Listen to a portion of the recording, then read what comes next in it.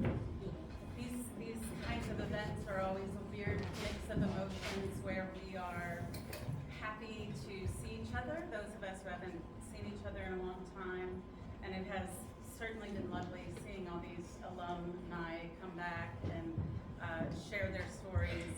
At the same time, it's also incredibly sad, and I hope we can find a way to make this a joyful event and celebrate Paul as well as mourning him. I am, for those of you who don't know me, Denise Watkins. I was Paul's colleague for 10 years. I first interviewed him at USITT and brought his resume back to the chair, and we got him in for an on-campus interview, met the students, and they immediately loved him, and his talent was evident from the minute you looked at his portfolio. I wrote the book there. One of the things I always appreciated about Paul was he was a perfect blend of artistic and creative ability with STEM, and he married those two together like very few people could have, and he was unapologetically nerdy. And even though he was, I think it's fair to say, most of us would say he was a little bit gruff and could be prickly at times, he was a safe space for every student who had been othered for various reasons by the mainstream world. And hearing all of the stories from all of you today, I know that you felt that from Paul, even if you did have a healthy fear of him. I think one of the most touching things about this event today is that really it was alumni driven. Many students, former students, reached out to me about making sure something happened here because Paul richly deserved that. He not only taught many of you, but he touched many of you. And so most of the work that has been done here has been alumni driven.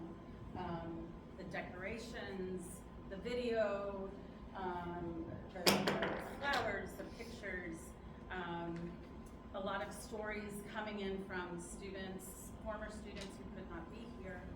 And one of the great organizers for this has been John Siedenberg, graduate of what year? Who knows? You already know. Later than it should have been. I know that. Anyway, I'm going to turn it over to Paul, to John, and let him take it from here.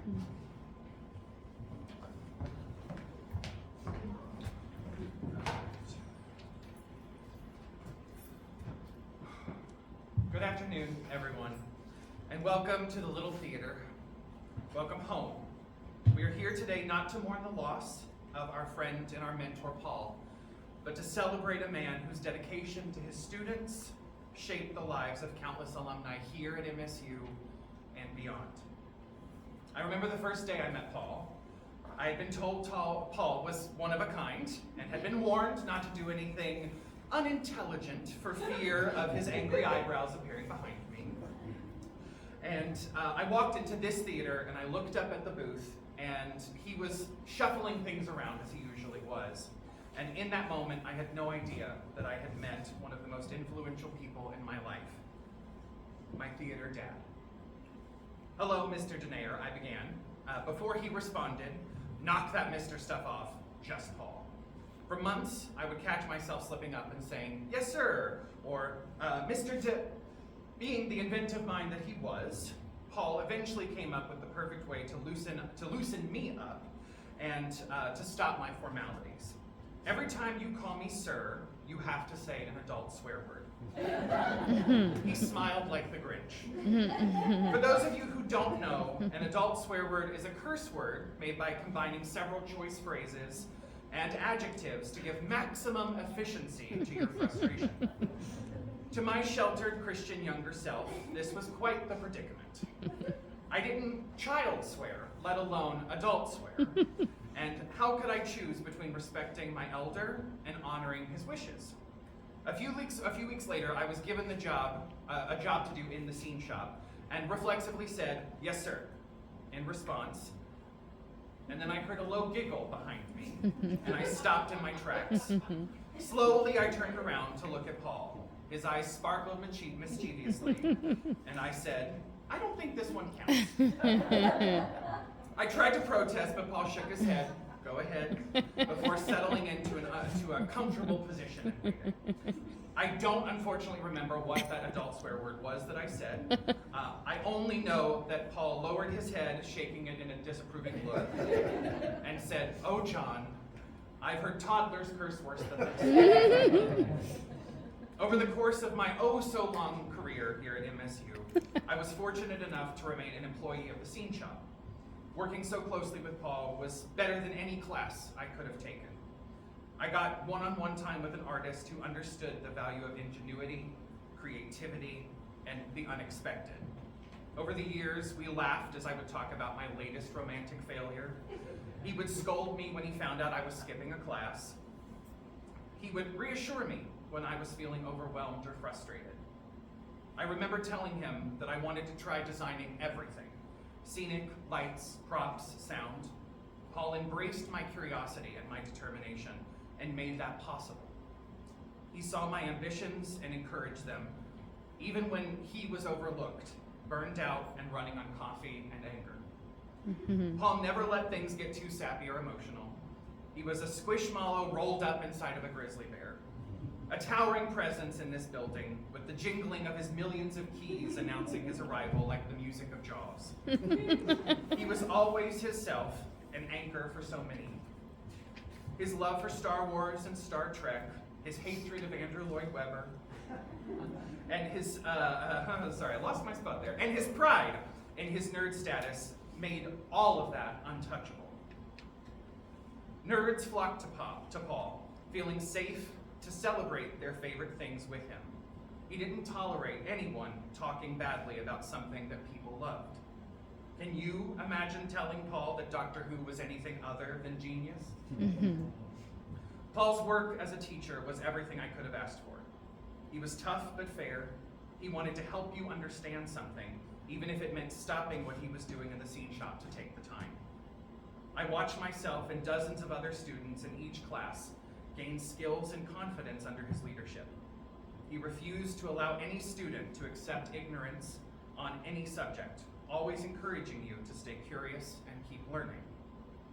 When students would come in for shop hours, he'd give them a job they weren't comfortable with, and they would often respond, "I can't do that, I don't know how." His response is the single greatest piece of advice I've ever gotten. It's not that you can't do something, you haven't developed the skills yet. That frame of mind has given me more opportunities than I can count. It acknowledges current ignorance with the promise that you can and will overcome it. My gratitude to him cannot be overstated. He was my teacher, my mentor, my theater pops, and my friend. I'm so grateful to have been one of his students. I'm grateful to his amazing family for sharing him with all of us while he was at MSU. And I'm grateful to the man who helped me become the working artist that I am today. Thank you, Paul, for everything. I love you, Pops.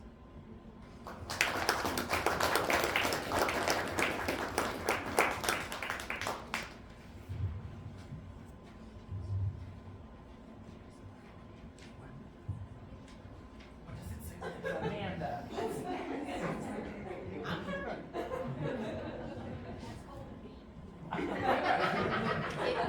It is called a bee, yes. Yeah, I chose a poem because I thought it'd be too hard to come up here and just talk about Paul. And I'm gonna stick with that. But you know, I do want to say that one of the stories did come up when, you know, Corey Cottle was wondering, you know, it was our hopes that we could have candles in the theater, we could light a candle and everything. And that brought back one of my worst fights I ever had with Paul. It was Theta Alpha 5 course, and we wanted to have candles in the theater for our initiations and stuff. but he was like, you cannot do that. And I was like, well, we've done it before. You were wrong. You were wrong. It's a safety hazard and all this. He always wants to do stuff just right. So if you're ever wondering why we don't have real candles in the theater, it's truly in honor of Paul and his wishes to keep you all safe. Because that's kind of the person he was. This poem is by Henry Wadsworth Longfellow, and it's called The Builders. And I think it describes what Paul has done perfectly, and that his legacy will live on through all of his students and his family.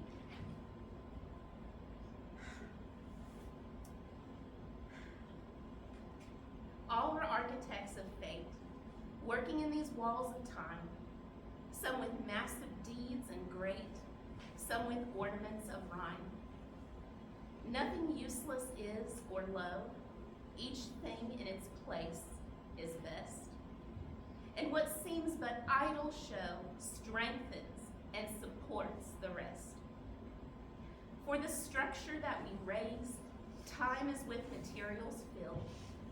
Our todays and yesterdays are the blocks with which we build. Truly shape and fashion these. Leave no yawning gaps between. Think not because no man sees. Such things will remain unseen. In the elder days of art, builders wrought with greatest care each minute and unseen part, for the gods see everywhere.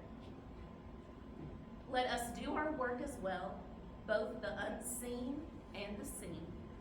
Make the house where gods may dwell beautiful, entire, and clean. Else our lives are incomplete, standing in these walls of time, broken stairways where the feet stumble as they seek to climb. Build today, then strong and sure, with a firm and ample base, and ascending and secure shall tomorrow find its place. Thus alone can we attain to those turrets where the eye sees the world as one vast plain and one boundless reach of sky. Thank you.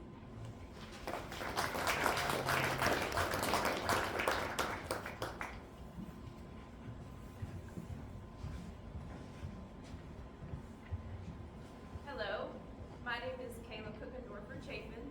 I had the privilege of being one of Paul's students for several years here at Morehead State University, and also had the privilege of him attending my wedding, where I married my theater sweetheart, who also was one of Paul's students. Speaking of my sweetheart, my theater sweetheart, I have something to read to you that he wrote when Paul passed away. And my husband is a very beautiful writer, and I'm very thankful I get to read his words to you today. His name is Shane Chapin, and he was on the interview committee as one of the students on the interview panel when Paul was being interviewed here, and you'll hear a little bit more about that in his writing. So this is written by my husband, Shane Chapin.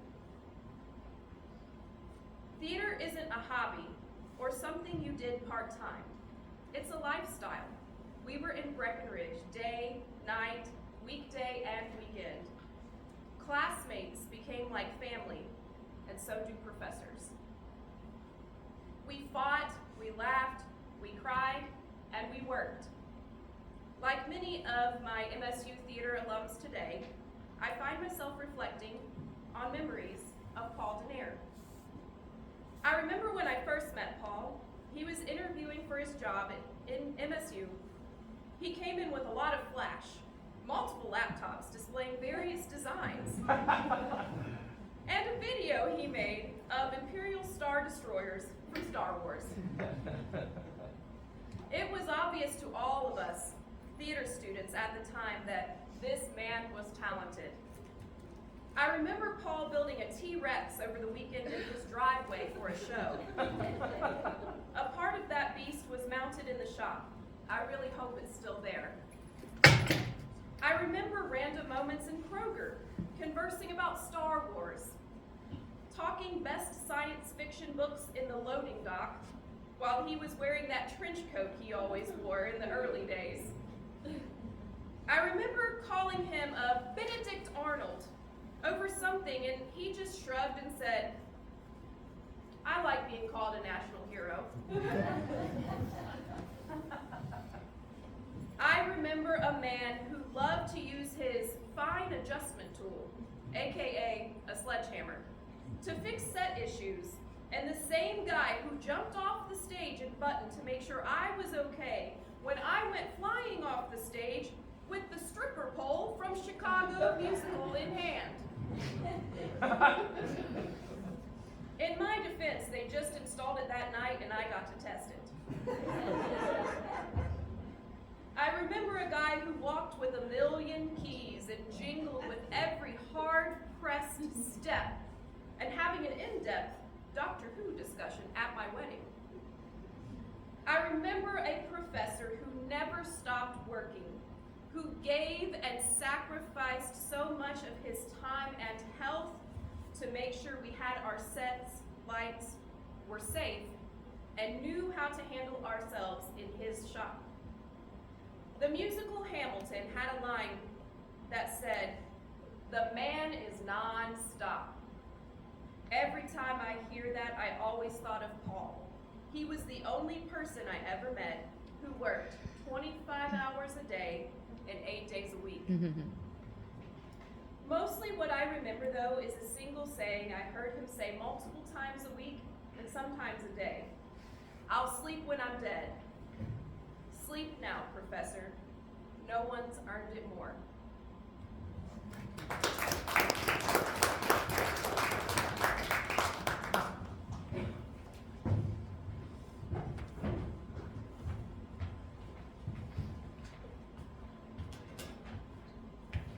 This is my worst fear. Alan Kleiman, I took as long as John, I think. Whatever number that is.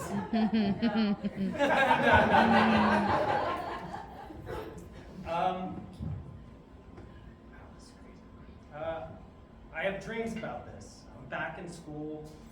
I'm half prepared for class. Denise knows. And Paul's standing right there. And we didn't really present much in this space, but let's all imagine we're up in the design lab, and we have like 2 rows of desks. And he's standing right there, and he was always in direct eyesight of me. And I think it's like the disappointment needed to be palpable, and that's how I took it. And so he would just like stand there, and he would stand there like this, for like in the back of the room, and you're like up doing a presentation or whatever. And he just needed to have his hand so close to his face because it quickly and easily for him shows disappointment. Or it also could show like exasperation with you. And so, you know, that was his secret. It wasn't every time, but you know, it happened.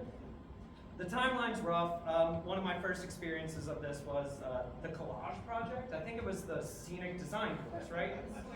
Yeah. So we had this cardboard 8x8, and we had to make a collage of kind of anything.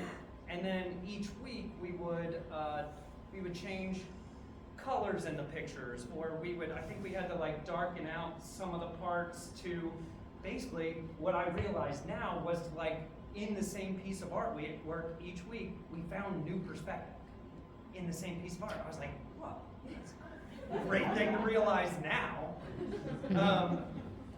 And so the night before the first collage was due, that's when I did my best work. I came up with some pictures of war and distress and put them around a hand with an eye in the palm. I thought it was just kind of cool looking. Didn't really have anything about it. Come to find out, AI recently told me that the hand with the eye in the palm is like a symbol of protection and peace in like 3 different world religions. So basically, I'm a genius. But Paul thought the collage was like cool, but other people had better ones, like Mary Linehan. Like her stuff was always done the night the assignment was given. We get it, Mary. He thought mine was like fine, like the small head nod of like approval, and I was like, oh, cool, all right, I'll take that. I'm used to it.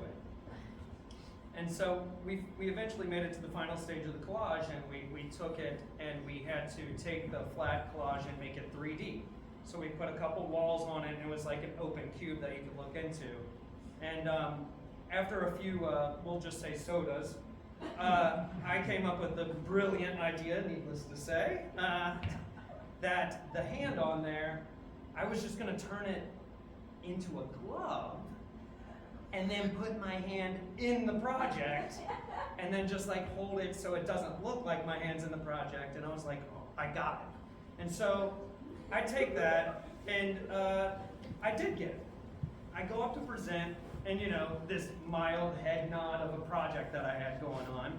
And midway through, I wiggled my fingers in the glove, and I swear I got like this, like from this to like this, like rock back. I think he smiled, and I think like I got a whoa, and then I got like this, like slightly louder than a golf clap, and that was it. Like that was like, oh, I finally did it. It clicked, and I'd say that lesson carries on, and I like think outside of the box, but craft the idea well.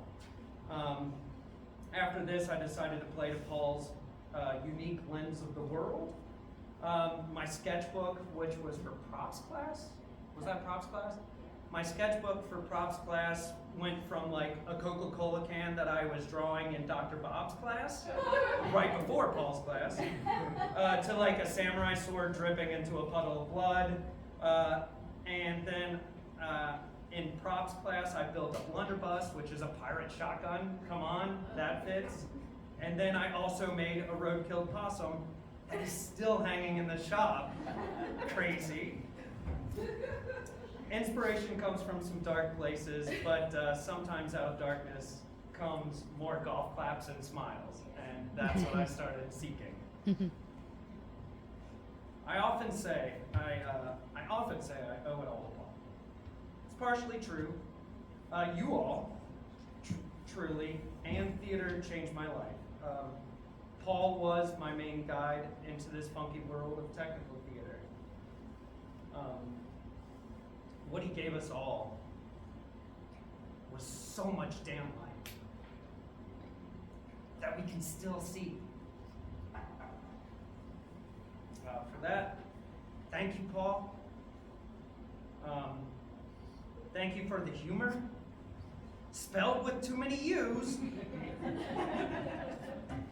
Thanks for the color, also spelled with too many U's. For 2 master's degree, he wasn't a great speller. Yeah. And thank you, Paul, for the fire that burns inside of me and all of us. Hopefully safely, because as we learned in lighting design, or history of lighting in the lighting course, we learned in the history of lighting that as soon as we invented some source of light, the theater would burn down. So we're going to do that safely. And thanks for leading the way. And I hope to keep you smiling and golf clapping. Thank you.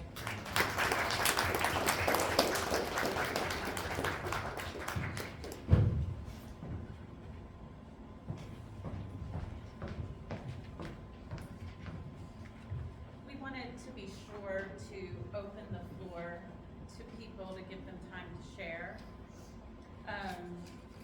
And there were several people who weren't able to make it today because they are doing theater professionally too far away, which is great.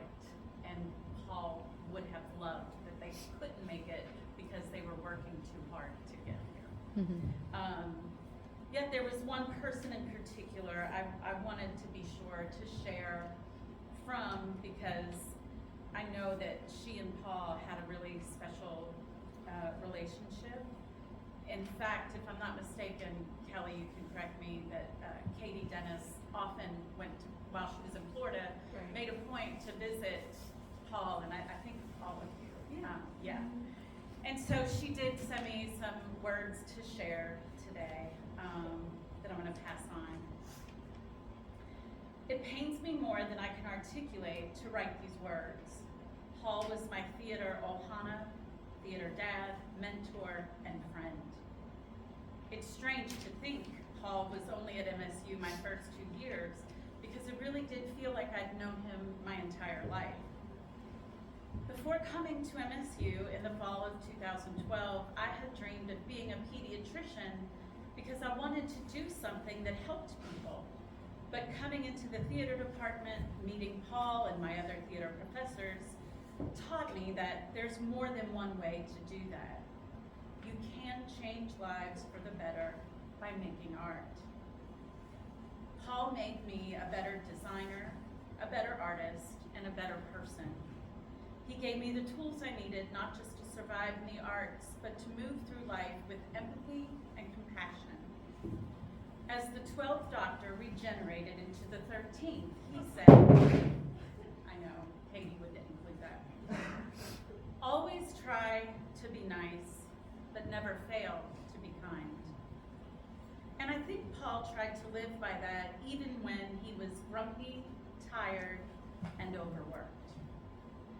There's been a Paul-shaped chunk of my heart missing since his passing, but it brings me hope and joy to know his memory and legacy will be remembered at MSU. His artistry and dedication to his students will never be forgotten by those who had the privilege to learn from him. And then she also included a quote from Robert Edmund Jones that for those of us who are old school professors like me and Paul, we carry the inspiration of R.E. Jones with us everywhere we go, and every theater student still should read his tiny book that you can finish in a weekend, because it is chock full of the most inspirational books for me. All life indeed, a play in which we act out our roles until the final curtain falls. The idea of the theater goes deep. We recognize its truth in our innermost hearts. We know that it is true as we know that our souls are immortal. That's from R.E. Jones. Love and miss you forever, Paul. Love, Katie.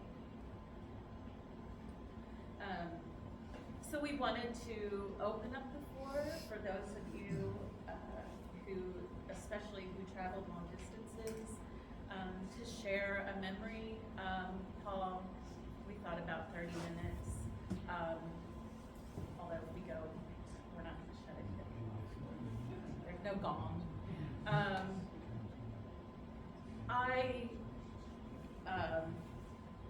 I want to be sure to say it was really important to me that Miss Abigail, yes, you knew how special your father was to many people that you may not have ever had the chance to meet until you came here today.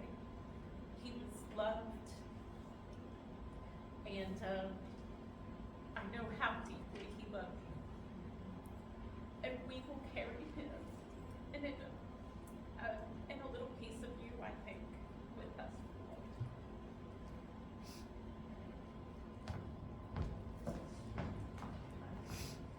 Anybody else? You don't have to come to the podium. You can stand. Yes, Miss Abigail.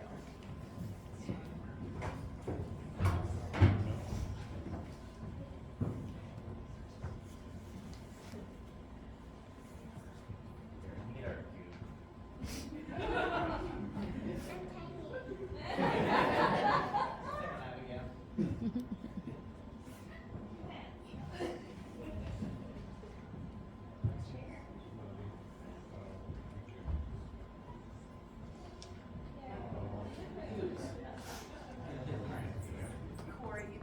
Thank you.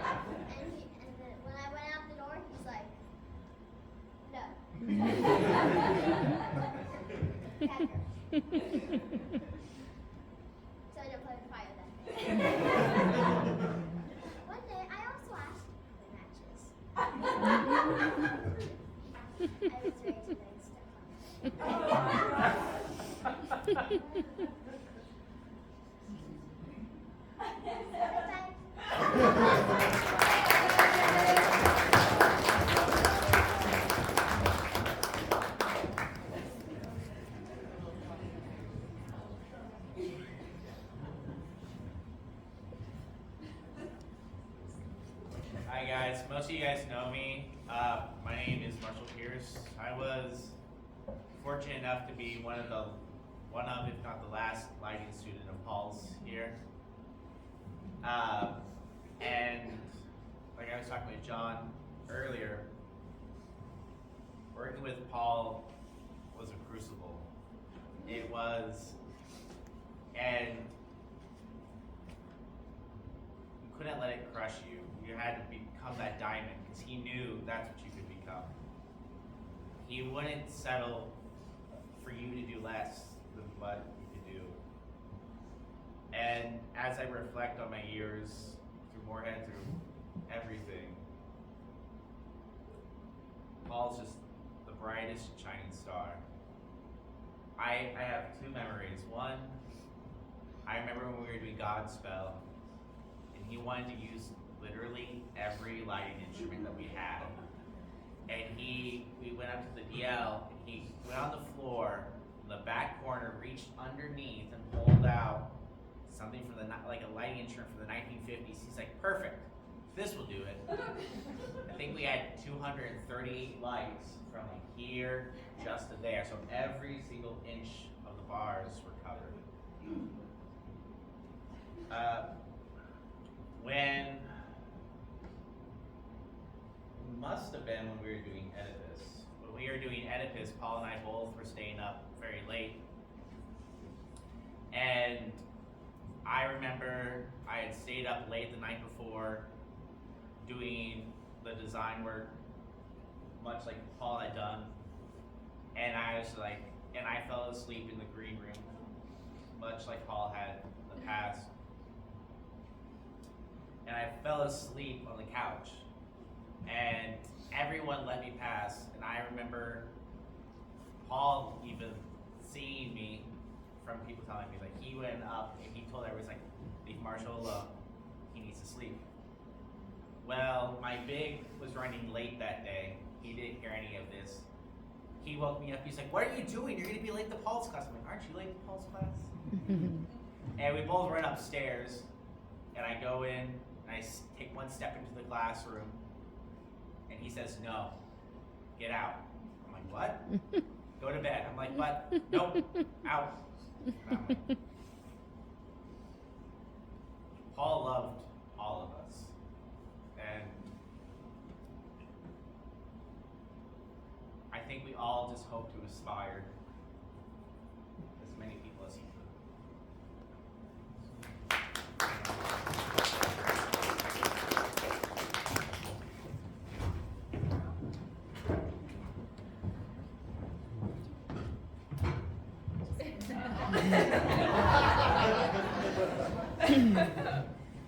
Hi.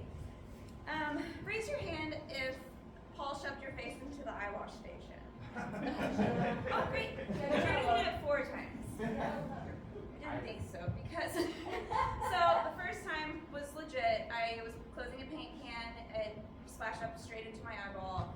We kind of were like, I don't know, maybe you should do it. We'd never used it. We should probably, that's not true, but we don't use it a lot. Maybe we should, flush it out a little bit. So we went, it was, how do we turn it on? How do we do the things? Great. Floods of water into my eyes, so fun. The second time, he was a little too excited. I was spray painting something. I don't know, I feel like I'm having memories of the grease car. But I was spray painting something, and I remember being like, my eyes just kind of feel cloudy. Like, I feel like the spray paint's in my eyes. And he was like, let's go. And I remember that time being like, I don't think I need your hand. Push it into there. But great, thank you so much.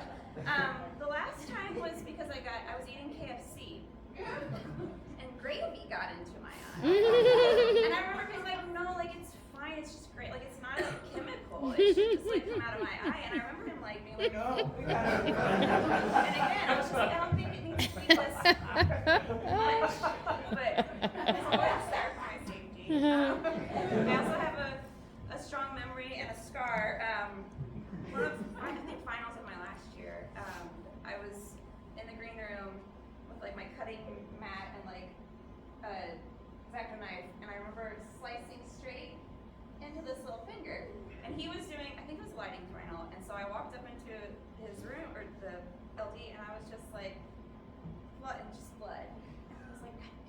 So, again, just great safety person there. Always there to lend a hand. What? Did you stick your head in the water? Yes, actually. It was like, to fix this, we need to really wash your eyes out. But so I just remembered the eye wash stuff as we were walking through today. I got a little triggered, so thought I'd share that. I haven't had to do it since. No other foods have gotten lodged into my eyes so much. But I think I can echo a lot of what the thing he says where it's not that you can't, it's that you haven't acquired the skill yet. I use that so much. I think I've said it in the last month to someone, and it always makes people stop and be like, oh yeah, you might be right. That's a big motto I've liked to live my life by too. I think I can just kind of echo a lot of what we've said about him helping us find a family and a life or a profession that, for me, I didn't think was a real profession. I graduated high school knowing I liked to paint, I liked theater. I went to Western first for a photojournalism major, and I was miserable. So I ended up at Moorhead because Ashley was at Moorhead, and Jacob was at Moorhead, and these are my friends that Amanda Simmons got a lot of us to come to Moorhead. So I was like, why wouldn't I just go be with friends? And I remember, I guess, noise is off, paint call. Him being like, oh, like you're good at this, painting. And I was like, yeah, but like, it's fine. It's not like a real thing. I don't even know that I had a major yet. I don't know. That was a whole other life. But I do know that he was the first person to encourage me to use the skill that I had that I didn't know what to do with. And to, I remember leaving this school, and I was the only one of my friends with a job when I left. And it was wild to us because we were like, the theater major has a job, but the banking girl, my friend who now works at a bank, didn't. She struggled so hard, and I just remember thinking that I had so much support with all the professors, but specifically Paul just opened a world that I didn't know I could use as a profession. So yeah, I think without Paul, I don't know what I would be doing, and it wouldn't be with you fine folks. And I just think you guys are all really great, and I've loved being back here.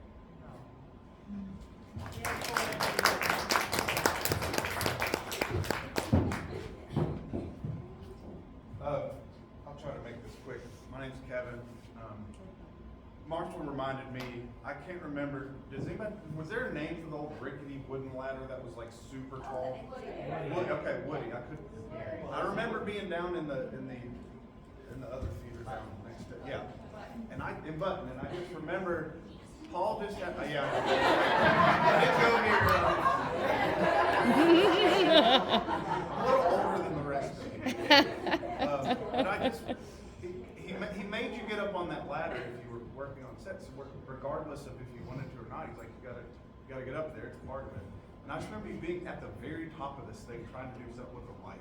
And Paul looking at you going, Marshall, you're creating more work, and just yelling, and I'm like, you're scared to death at the top of this ladder, and Paul's just but it worked. It made you, I don't know, it just made you get better, and that's what Paul was good at. I just wanted to say, I didn't have the greatest examples growing up from father figures at all, and he ended up being a really close friend to me, but he was also a huge father figure to me in the way that he taught me, in the way that I know that he knew he needed to teach me. I think he knew that. I don't think he knew details about my personal life, but he could tell. And one thing I wrote down was independence, because if I designed Evil Dead the musical, the sound design. I remember I'd never done anything like that, and I'd always wanted to act, but I'd never done the sound. And I remember asking him so many questions. Can you help me do this? Help me do that? And he set up 2 little programs on my computer and basically was like, you are designing this. Here's your tools. Do it. And I think that he just was so good at instilling confidence in me and my life, and that has definitely carried on. So he got me a job in Bardstown at Stephen Foster, and I got to know him so well there, working sound with him. I remember the first day there, I got there to work, and it was before it had started, and I remember it was lunch, and he was like, you want to go do a bourbon tasting? Like, and so we did like a bourbon trail thing at lunch, and then came back. And I actually think one of those pictures is from that day. He's got the whiskey thief there, and that was from that day. That was the first day, and that really touched me that picture was there, because it was such a important summer to me, I think. And I remember he gave me I think hour notice in the middle of the summer. He said, "You're running the whole show." And it was like an hour, and I was like, "What? I can't do." And it was the same thing. I don't know. He just gave me confidence, and he just sat back and said, "I'm here, but you got this. Like you're good at this." And I just wanted to share that. He really did help me to find some confidence within myself that I didn't otherwise have, and that's what I cherish very closely to me. So that's all I want to say.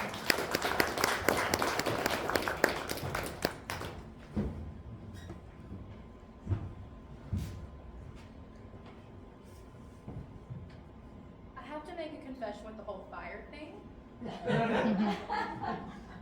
So, in costume class, we had to do this test where you had to see, how different materials did with other things, or whether you rub dirt on it, you lit on fire. And so we were given this nice little safety pan. And I guess I missed the part where you're supposed to go outside to light it on fire. And not knowing at the time I had ADHD, so I'm just like, okay. And so I just lit it.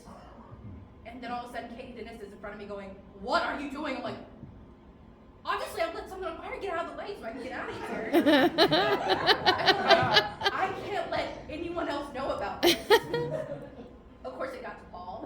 Paul comes up to me, all stern-faced, and he goes, "You did two things I've always wanted to do." He said, "You almost lit the costume shop on fire with Katie Dennis in it."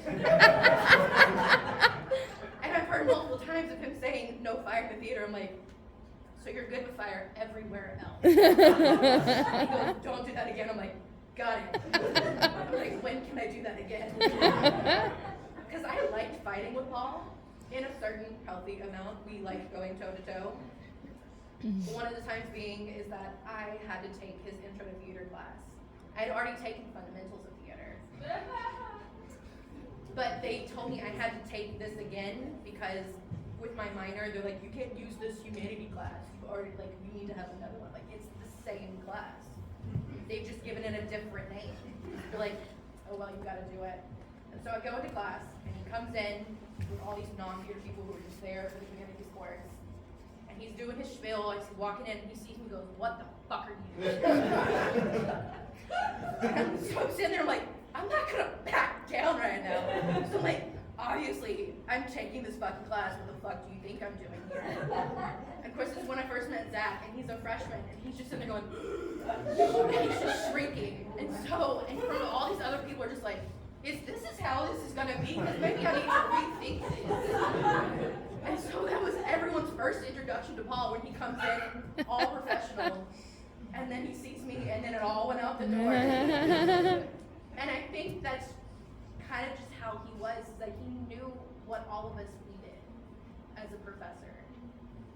Because where he would yell at other students, he would look at me and be like, "I can't yell at you, you'll cry." And then all of a sudden, I'm the asshole. So he was like, "I need you to know to do something different right now.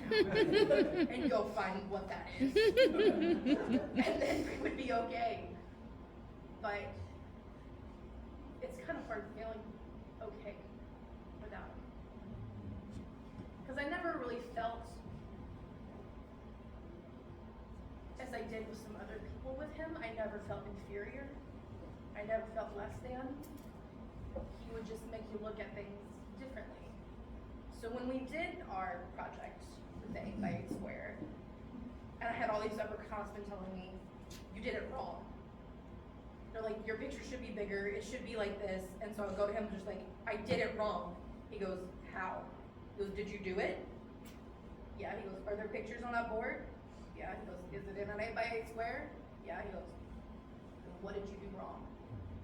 And then later, when we were supposed to take it and make it 3D, everyone else does little boards and put them together. And I'm like, I did it wrong, because mine was a tree out of barn wire that was twisted, and it looked like a weeping willow. And he goes, how is this wrong? He goes, is it 8 by 8? By 8? And I said, yeah. He goes, were you the one that did it? Yeah. He goes, are your pictures still on it? Yeah. He goes, I'm missing the part where it's wrong. He's like, just because you did it differently than how everyone else did it, it doesn't mean that you are wrong. Because you just found design. I still have it today. My mom decided she had to be the one to keep it because it was one of the favorite things that I've ever made, but I'm going to miss him greatly.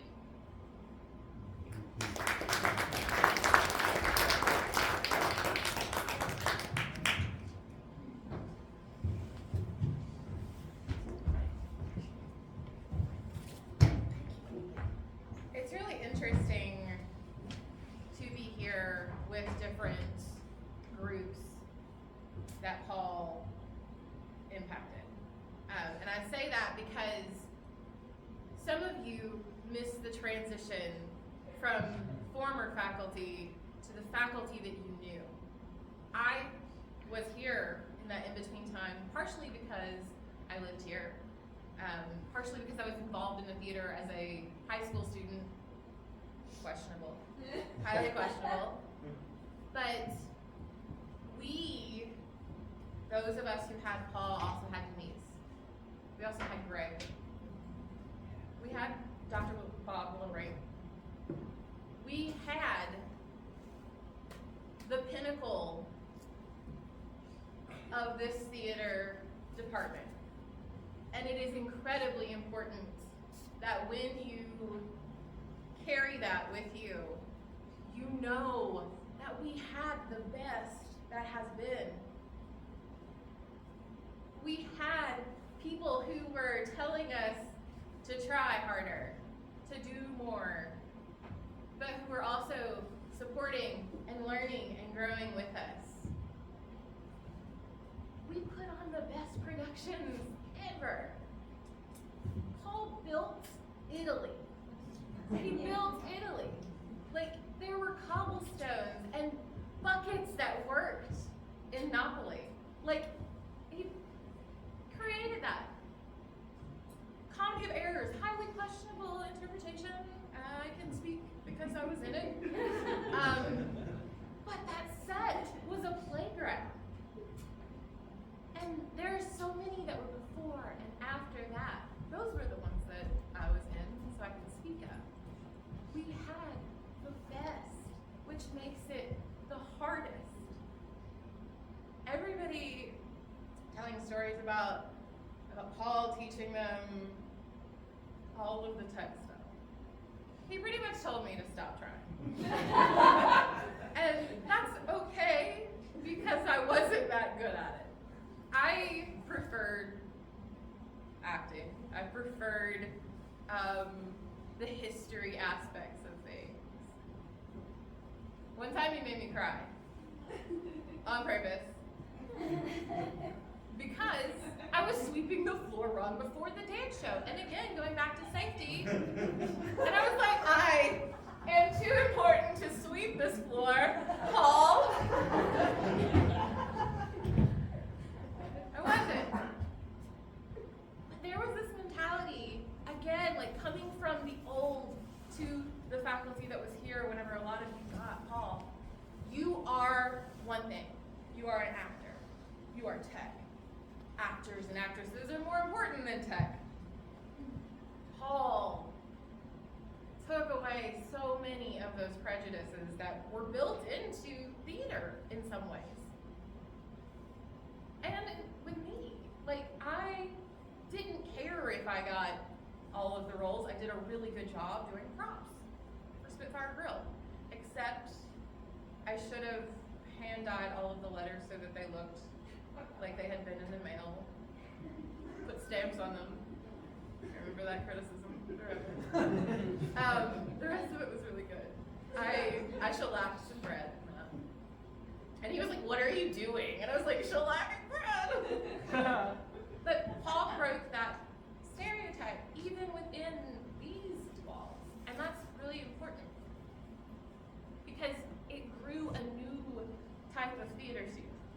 it created, stop crying. It created a group of human beings that were very interconnected. We depended on each other. Because as Paul would say, like, if you're not on your mark, how are they gonna see you? We've already done this. We need your cue to know what we're doing. And it's really interesting to be interdependent on people. Sometimes, maybe not healthy, but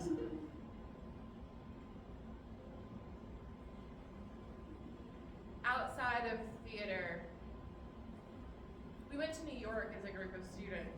I shared this with Kayla earlier today, actually, I think. We went to New York as a group of theater students, and Paul went with us, probably not because he wanted to be with us, because he was a brand new professor, and we all annoyed him. We did. At the beginning, he was like, none of you are doing what you're supposed to do. We were all on this bus together. And he sat behind us, and there's a picture of him, like, creepily peering over. But he had promised numerous students that he was going to try to quit smoking. And I smoked at the time. And I was like, liar, pants on fire. And I haven't told anybody until today because he swore me to secrecy. And it was like a threatening swore to secrecy.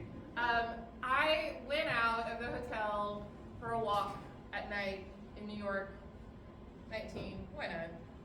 Only like once. And I walked past him because I was getting something at like Walgreens, and he walks by, again in the trench coat, and he tries to put the cigarette butt out, like where I couldn't see it, and I was like, what are you doing, Paul? And he was like, nothing. And I was like, are you smoking? And he was like, don't you tell anybody. And I was like, and I just smiled. And it was like, it is ingrained in my memory like a movie because it was New York and it was nighttime and I caught my professor smoking whenever he promised he wasn't going to. And it was brilliant. So that's a memory that I have of him shortly after he quit smoking because we did give him an incredibly hard time about it. But it was beautiful. It was a really beautiful New York night and moment. I also wrote something when we learned that Paul had passed away, and I will share it. I don't know if it's a poem. I don't know if it's definitely not Henry long spell of words. I know him in real life. My brain doesn't work right now. Remember that time that you yelled at us? Remember that time you made us question everything? Remember that time you were mad at all of us and we were all mad at you? Remember how you taught us? All of us. Remember? We remember that you helped us create worlds and didn't settle for our slack. That you fought with us and for us. We remember that you dug in, and as maddening as your stubbornness was, we remember that now that same grit lives in us. Remember when you made me sweep the floor, even though it was already clean? Remember that time you made me cry because you were hurt and I was sensitive? Remember when we went to New York? Remember? I will remember it all and keep my gel swatch booklets just in case.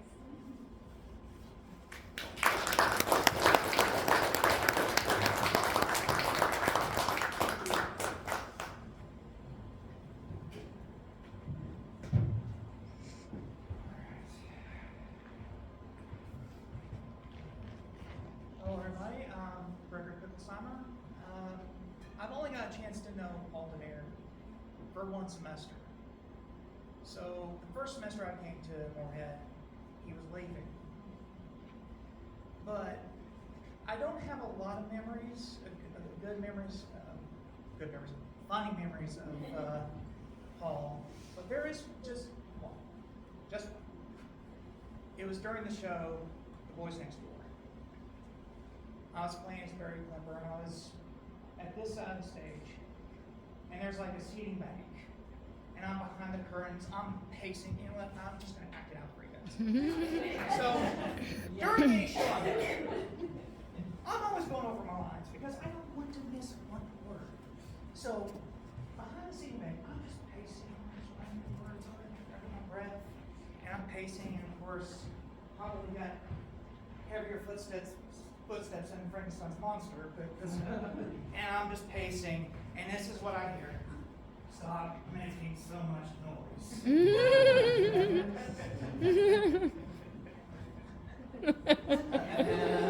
I'm pacing again. Stop pacing.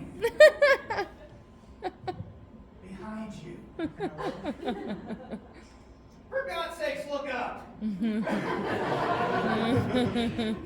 And between those two exact curtains is Paul's face, like this.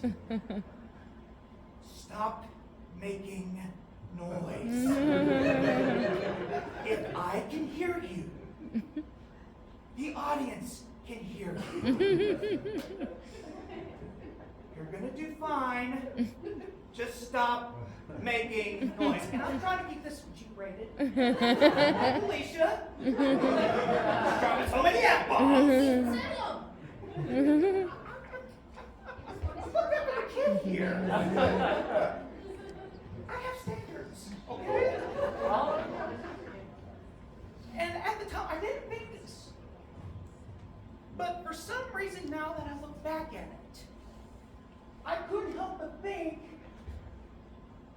and of course I'm going to have a Wizard of Oz reference in here, but it goes something like this: the Wonderful Wizard of Breck.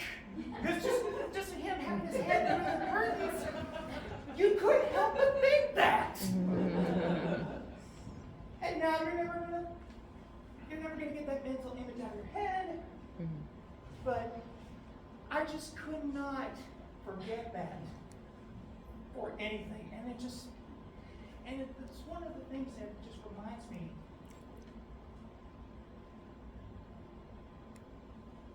how much I regret not spending more time with Paul in that one semester I had. So cherish every memory you have. Thank you.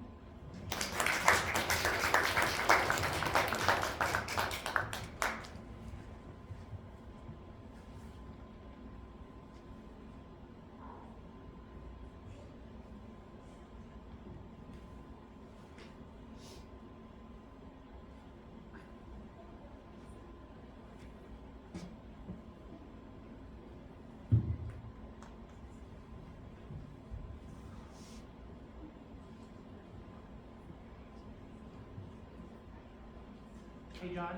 Yeah. Can I share a story really fast? Please do. Okay. I didn't know if we were starting the thing. I don't know. Hi, Kayla. Okay, time to get you out Now of. I can't go on after Paul's here. Okay, Paul. Right. It's them brain, exactly. Are you sure it's cool? Yeah. I don't care. It's like 2 seconds. Because much like Greg, I didn't actually get to spend a lot of time. I'm Samuel, by the way. I was here from 2012 to 2017. And like a lot of us here, I was one of the last group of Paul students. I didn't get to spend a lot of time with him because I also was, I'm going to be an actor. I'm not going to spend my time in the costume shop or the scene shop, you know. I really wish that I would have now because I have no skills like that, but that's another thing. But anyway, a couple, like two really quick things that always stand out in my mind is, I don't know if because now I'm like conflicted because I never got the Wrath of Paul, but I wanted it. I never got to get it. But like, I remember one day specifically, we were right over here, like putting back these seating banks. Y'all remember how much work that is. So I was over there and I got to work with Paul like one-on-one, and this was like my first time ever, and I was like, God, I cannot fuck this up, pardon my language. I'm with you, Alicia. I was like, oh God, this is my chance. Okay, so like I'm sitting here, like I'm holding stuff for him, probably not really doing much of anything.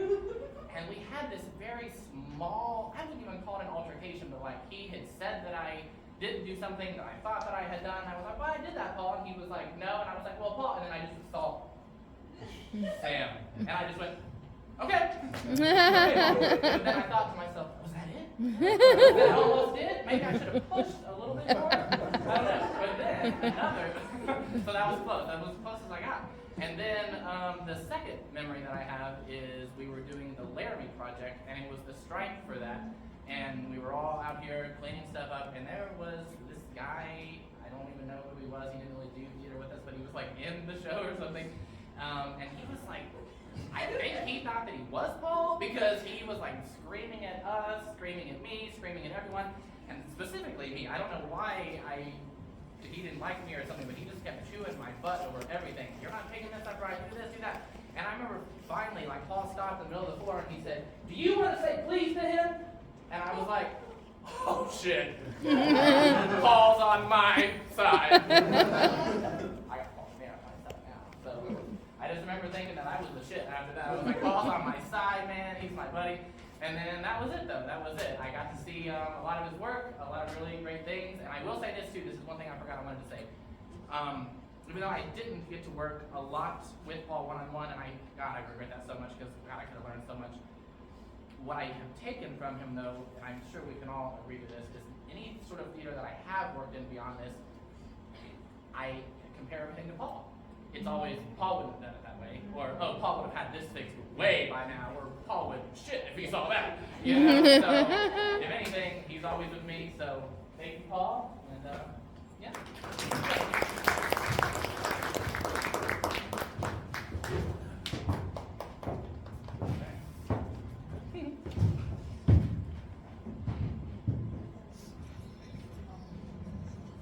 Hi, Kayla. Okay, time to get you, how to open a gel clip. Alright, so theoretically, your clip looks something like this. You should push it to the side and then flip it back.